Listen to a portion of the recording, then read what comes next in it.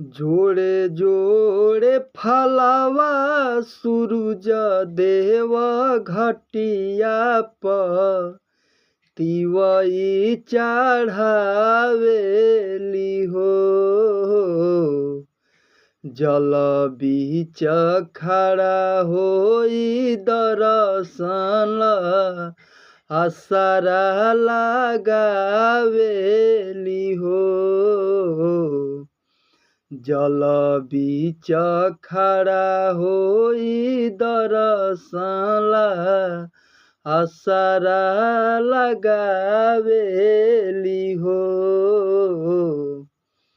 जोड़े जोड़े फलवा सूरज देव घटवा पर तिवई चढ़ावेली हो।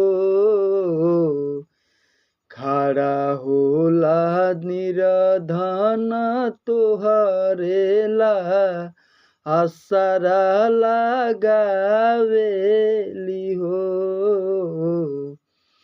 जल बीच खड़ा होला निर्धन ला असरा लगावेली हो।